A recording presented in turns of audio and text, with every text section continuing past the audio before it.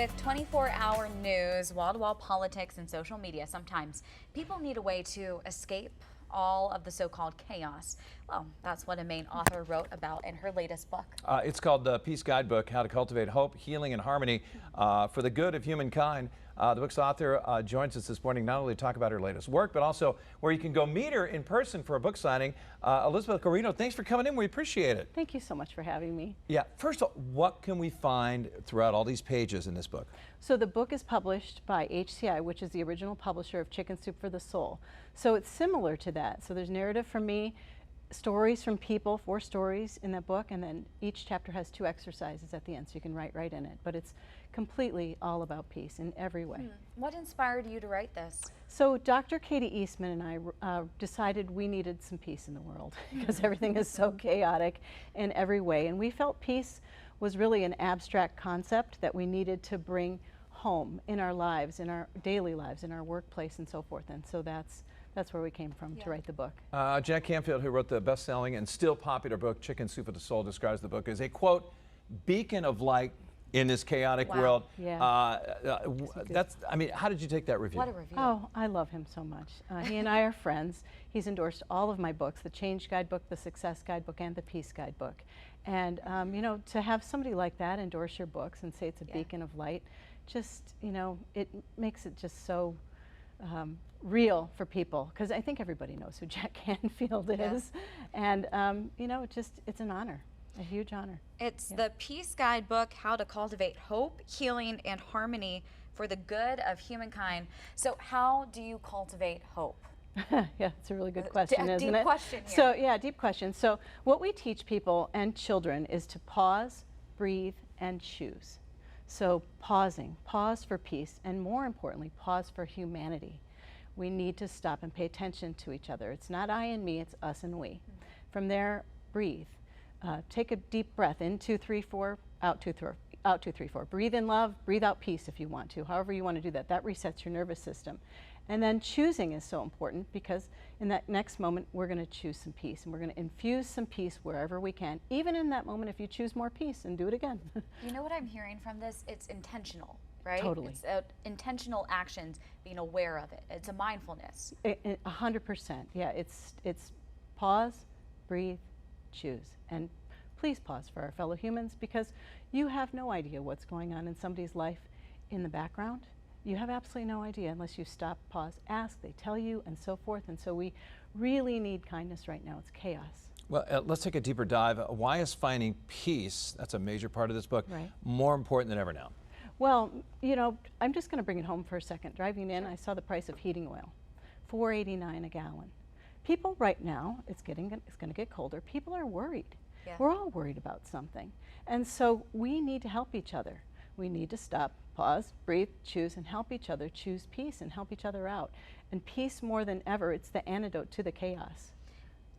Is there more practices that we can do daily to reduce this feeling of stress or overwhelmed emotionally? Yeah, 100%. You know, you can do things like take a walk. You can go to the beach, like you guys said, with the weather being so beautiful. See, Jack? There you go. You know, anything like that. Just those intentional moments where you just stop yourself, and sometimes even doing the opposite works.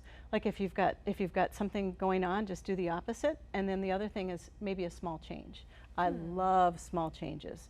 Tiny little changes lead to huge change if you stay consistent and dedicated and so forth. Yeah, I love small change. Yeah, something else we wanted to ask you, what is the connection between personal peace and personal relationships?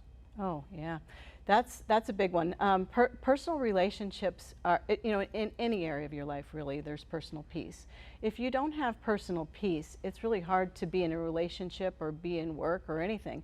So one of the things I do is I help people align their heart, truths, and energy in my coaching practice. I've been a master life coach for over 25 years now.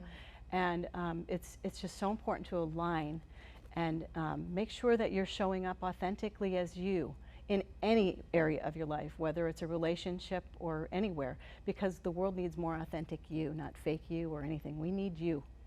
Yeah. And I'm seeing a portion of this book is also healing. How do you navigate that grief and loss, and how do you deal with the unexpected changes and challenges in life? Well, so my co-author is Dr. Katie Eastman, and she's been a grief and trauma therapist for over 40 years. Wow. So I've learned so much from her. This is our second book that we've written together. We wrote the Hay House book, Percolate, Let Your Best Self Filter Through. Yes. So we talk so much about helping people navigate change all the time. We have a 9-step process. We even have a 10-step process. And that goes with that alignment and really redefining success for yourself personally and professionally, so that anything that you do to heal is aligned with your purpose, your intention, your grace, everything about you can be so amazing if you just pause for that space and grace with yourself and others. So Saturday, 11 a.m. to 1 p.m., Letterpress Books in Portland, which, by the way, is right across the street so from our excited. station, Northport Business Plaza. It's Northgate and right next to Shaw's. How important are going to these book signings? And let's talk about the tour you're on right now. Yeah. You're like a rock star. Oh, no. Going all over the country. I'm We'll go all almost over the 60 years country. old. Hundreds of people coming out, Elizabeth. We do. It's so neat because it's such a needed book right now. But we were just in New York City on 5th Avenue. We did a book signing with over 300 people. So if people can peel away from the wonderful weather that we're going to have on Saturday and pop in over to Letterpress Books from 11 to 1, I'm going to be there. And I love meeting and greeting people, and it means the world. And that's such a great local neighborhood bookstore. Catherine, the owner, is amazing. So I'm grateful. Well, I will say, I think people can afford, a half an hour to peel away. You provide peace by just being here, even just meeting you. I'm getting that air of peace and hopefulness. So I want to check out this book. Might have to bring it to the beach today. Yeah. It's a good beach read. When I'm doing book signings, I see people actually hugging the book and swaying like this. It's the coolest thing.